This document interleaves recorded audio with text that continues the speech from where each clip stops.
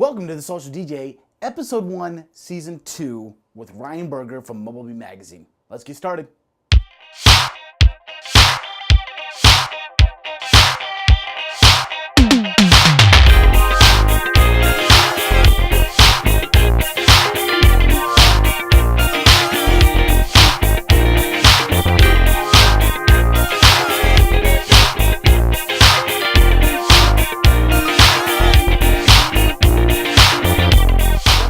Welcome to the new show. This is it. If you're listening to this, you're realizing, I wonder if there's something different. Well, there is. And this is a video podcast now, and it's on a YouTube channel and stuff like that. So here is the big difference is I wanted to do more video for you guys because video is kind of my specialty. It is something that I really just love. It's something I do for businesses a lot more than I do even social media.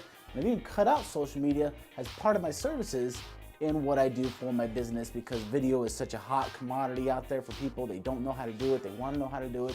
So that's where my main business is going now. So you might see some shifts also in the podcast with it going from the social DJ to maybe the video DJ, but not maybe teaching you so much video mixing, but I'm just going to have a lot of customer service and social stuff in here because there's still a lot of stuff that I know, and I am changing it around. The reason that I'm changing around though, why? Why did I take it from an audio-only podcast to an audio/video podcast? Well, one of the big differences and the reasons why was simple. The reason is because I was pumping out the content too much. That was the number one answer I was getting. It's like, hey, look, I love the show. I love who you're talking to. But I was just pumping it out way too fast. So I decided, all right, we're going to do video podcasts. So I took a few months off, revamped everything, and now I'm relaunching here. But the difference is I'm only going to do one show a week. Every Friday, I'm going to bring you a show. Today is the first week in February, and we took 3 months off, kind of redoing everything, relaunching, trying to sit there and figure out what is it that we want to do with the show. So every Friday, you're going to have a new show, a video show and an audio show. So again, if you're listening to this, just know that the link is going to be in the show notes for you to click on the video and watch the video. So what is so different about this show today? Well, this show is the first show of February, and what goes on at the end of February this year? Well, we all know that MBLV Beat's coming up. They had their show. So today, I have Ryan Berger, the publisher and owner of MBLV Beat, on the show to talk about this and what's out there and why we're doing some things. And just to really, so you have an overview of the show here on our show of the Social DJ. So go ahead and check it out. Let's go ahead and get started, but make sure you stay tuned afterwards for maybe a little wrap up. We'll talk about next week's show, how you can get involved, and just be able to have some fun with the Social DJ. I'm back and I'm glad to be with you guys. I'm happy. Let's get started. Guys, we're here live with Ryan Berger, the owner of MBLV Beat, and he's got a brand new show for you guys. Guys, I don't know if you guys are ready for this. I'm excited for this because, well, it's a change. We've got Ryan Berger. This is your 19th show. You've got some big changes, a lot of changes from last year. Tell us, we're going to go on in each section here real quick, but tell us what's the biggest change? I've seen a lot of branding, a lot of logos, a new website, new social. This is almost like a new venture altogether, but this is the 19th show, lots of experience. Tell us what for the new guy that's never been. Something we needed. I mean, I'll tell people last year's show went down in attendance. There's no doubt about that. It wasn't what we wanted to be. And because of many different reasons, we had to turn up the volume on things. We had to go to 11, as they would say in Spinal Tap. We had to really crank it up a little bit. And we wanted to differentiate ourselves from anything else that else was out there. So on the seminars, we went with a philosophy of a seminar that you want to go to every single one of. And because of that, we could not schedule multiple seminars at the same time. So the seminars/presentations are absolutely phenomenal. All of them are up in that keynote level stuff. We pulled out the stops on the budget and really went crazy with it. You know, and I was looking at the schedule, and you start at 10 a.m., which is an optimal time for DJs. Before, weren't we starting at 8:30, 9 o'clock in the morning for a DJ? That's like in Vegas. We started at 8:30, 9. You know, there's still some stuff going on at 9 o'clock. There's a little bit of some more sponsored seminars and other things. But the prime time each day, the first day it starts at 2 until about 6, but the other days it goes like 10 to 2, 10 to 3 kind of stuff. And there's other stuff going on almost 24 hours a day. But the prime stuff that you got to be at, we want to make sure everybody's there for. Awesome. Well, and you're not hosting this year. You've got Bill and Jason from the Entertainment Experience up there doing a lot of the work. So what kind of load does that take off of you? Well, it takes a lot off me. I've not been a big person with getting out front. I've done it out of necessity in the last couple of years. People know me as the face of Mobile Beat, but Mobile Beat is an industry publication, industry trade show. It's something that is all of ours. We took a lot of feedback when we got over 1,000 people filled out our survey on conventions that we found out in February and March last year, and got a lot of ideas. And this was something Bill and Jason came to us with, of being kind of the MC for the show. The Ed Sullivan to the Sullivan Show, the Johnny Carson to the Tonight Show, that kind of a vibe. And they're going to keep everything going slow, and they're going to show how to professionally MC an event. So you're going to be learning stuff by just participating. It's not just someone up there with a PowerPoint pressing and showing you something and talking it through up on the screen. You're going to learn how to professionally present stuff. And then you throw Jason Janik into the mix with doing music in between everything. We had Jeremy Breck doing all kinds of cool lighting. The EV guys, the Chevet people getting involved in the lighting. The Screenworks is doing screens and stuff with us. We're bringing something that is untouchable to a industry trade show. I imagine this being a show like I go to lots of conferences where and in the past, DJ shows have been, a black curtain with the white lights that have been supplied by the hotel. And I go to a show that has nothing to do with the DJ industry, and they've got LEDs and they've got loud music, and you're like, why isn't a DJ show? This is what I imagine, and don't ruin the surprise for any of us. You've got music in between. You're telling us this.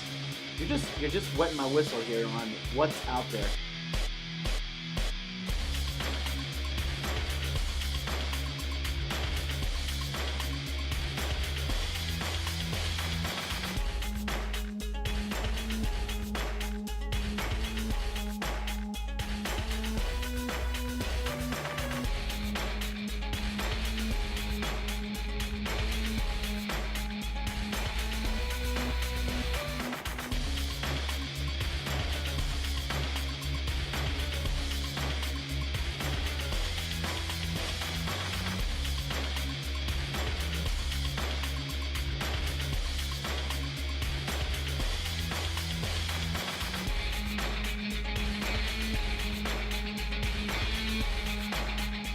So let's break down the speakers. Let's start with Monday. You've got Gary Shapiro from CES, which I just went to CES. I know you missed out this year.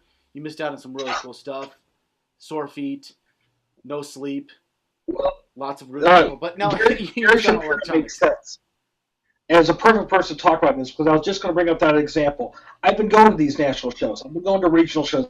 I've been going to other stuff outside the DJ industry. And you see these big walls of sound and lighting. You see Gary Shapiro, the president of the Consumer Electronics Show, stepping out from the stage with big production. So that's what we're doing here. That's what we're doing. We're doing the production level of stuff on things. Well, tell us. Let's just go through each speaker real quick and talk to him. Talk about him. What about Josh Yan? Josh Yan is speaking on what again? Josh is speaking on hosting. It's something he's done before for us. He's doing a brand new seminar based on it. Josh is also a marketing consultant that you have to thank for a lot of that new website you saw out there, a lot of the other stuff that's out there. It's really fantastic material. Well, awesome. And then you got Ben Stowe speaking on Monday as well, right? I mean, I'm sure everybody loves Ben and what he has to bring to the table all the time. Ben brings some geekism to it. There's no doubt about it. And he's going to be pretty cool. We haven't put him on the big stage in a couple of years. And he's going to translate geek to DJ, even though with geeks as DJs kind of overlap, though, too. Awesome. And then Tuesday, Bill Herman, who's hosting, is he introducing himself or is Jason? I don't know. Who knows? I'm sure he's got something funny planned. But Bill's talking, and he's also hosting. So what is Bill talking about on Tuesday morning? I haven't gotten the full. Let me see if I can pull it up on the screen. The keyword for it was ownership, and he hasn't told us a ton about it. He's due to give us some more material. But from what I get out of it is own your product, be your product. But we'll have to see. I don't know a ton on that one myself. And then you'll bring it back, Mark Feller. Everybody loves Mark. Anybody, probably about 50% of the people who have come on the Social DJ have said they contribute a ton of their success to Mark. So who is Mark Farrell? For those who don't know. Mark Farrell, and he has been controversial. I wouldn't say everybody likes him, but everybody you want to provide for your family and your future as a mobile DJ. Between the two. Then there's he has helped to raise the bar for DJs all across the United States and around the world. I wanted to make my living as a single system operator. No lights, no extras, no photo booths, no upsells. Just make my living as a professional DJ. So that people understand that you're not a $300 DJ that'll work for as a result of that, the things that I learned from that experience and before that So, I mean, he'll help you. He's done a lot for our local business in the past, and he's going to be really interesting to listen to. And then you got Carr Hafferman. Am I saying that right? Hagerman. Neat guy. He's spoken for the Disc Jockey News conferences before and has written some neat material. He's going to talk to us about how to be a performer. He comes from a background of being a street performer, and he actually was kind of our contact to get in with Penn Jillette, who we'll talk about a little bit later. And then on Wednesday, we've got a couple speakers. We've got Joe Bunn and Rob Schneck. Joe Bunn, neat guy. He's done absolutely fantastic in the Carolinas with his business, and he's just gonna talk about the magic that is our business and how to tie it in. It's a real quick 30-minute presentation, but he's really going to cover some neat stuff. Rob Schenk we had last year. Only about 100 people saw his presentation, but he's going to go into details of lawyers, how you can get sued by brides, all that kind of stuff. It's called The State versus John Q. DJ. And then that day wraps up with Penn Jillette. Now that's going to be awesome. Yeah. This guy, I don't agree with his religious views. I don't agree with some of his other views, but I have a firm respect for him because he can do a very similar show for the last 20 years straight, 4 times, 5 times a week, and make it interesting. Like what us DJs do with playing Celebration, YMCA, Cha-Cha Slide, all those same songs that we play all the time at weddings. He's doing a similar show every day for the last 20 years, but he makes it interesting. And that's why we brought him in. You know, and Penn, I've seen the Magic Show in Vegas. It is a good show. He is a people person. I was at Aria a few days after it opened, and I'm sitting in a bookstore, and there's this table that's only about 2, maybe 3 feet wide at the most. And I hear this voice, and I'm like, what is that voice? And I look up, and I'm like, I know that. And I'm like, holy, and I said, you're on Bullshit, which is his show on Showtime, which is fantastic if you've never seen it. It's Dateline meets South Park, so if you like the two, watch that show. He just hosted, but I recognize the voice because I've seen lots of shows, I've seen his magic, and I was like, hey, I get a picture. He's a very good people person. He loves taking pictures of people, and on a side note, I don't know if Teller's going to be there or not, but Teller does talk. If you didn't know, but he does talk. It's all part of an act. Yeah, so. I got to meet the both of them after a show of theirs when I was there back a couple months ago, and after his magic show. And I think he's probably going to do this with us, but I don't know for sure. After his magic show that he does over, I believe it's Rio, he will meet and greet with every single person at the show. Yeah. He stayed around for about an hour and a half. Come get a picture with me, okay? Okay, champ, or I forget what he said. And he got a picture, and so does Teller. A picture with anybody that's willing to wait to do the picture with them or get an autograph. They do it. Yeah. And yes, I did hear Teller talk. Yeah. They're both very nice people. I think you should warn the Riviera that maybe their magic shop may have an influence of DJs that may want to come in and buy a couple extra magic tricks. I don't know, maybe Penn Jillette can make a deal with them. Say, hey, look, we can make an extra few bucks. Penn's tricks are a little bit more brutal than some of the stuff that they sell in that shop, though.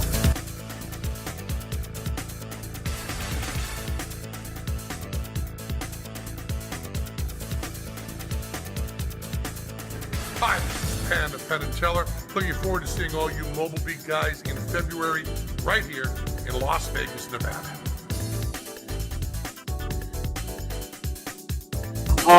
Okay, let's rewind back to nighttime stuff, if you don't mind. Well, what about Thursday? We forgot about Thursday. What about Jason Jones and Brian Dodge? Oh, Thursday.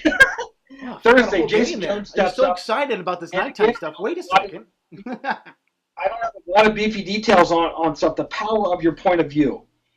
Jason has helped out with the show both from a production angle and the MC angle, and it's kind of the sidekick to his partner there, and it's really interesting. So I'll be interested in seeing him on stage. Oh, awesome! And then Brian Dodge, he spoke last year. I'll be honest, never heard of Brian until last year, but he was very good, very motivational, and he just looks you deep in the eyes, and he's big, and you're like, do I answer? Are you looking right at me? But he's looking right through you, or maybe to the next person, but you don't know, so you just answer me. You go, yes. So he was very good. So, Brian's fantastic. He's a motivational thing, and that's the way we're going to wrap up the heavy presentations there, is he's going to help you get to your success level and get to where you want to be. So real neat presentation. Last year, only about 100, 150 people saw it. but we brought it back. We're hoping everybody's going to stay until we wrap things up at 2 o'clock that day. After Brian, we're going to induct our Hall of Fame inductee, which is impressive, his credentials and everything. Word doesn't get out on who that is until later. We're going to give away some gear, and we're going to talk about next year's show with some even cooler changes that you might have heard about, but I'm not going to document here. You and I have talked off camera a little bit, but guys, I guess you're just going to have to show on up to figure out what those surprises are. But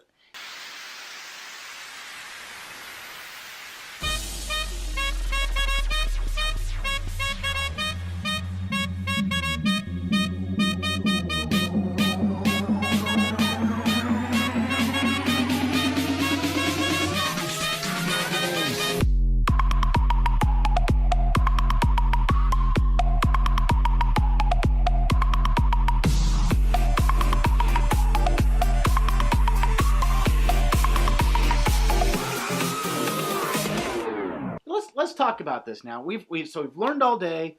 We've stuffed our faces in the Riviera food court. What's going on at night? On Monday night, what's going on Monday night?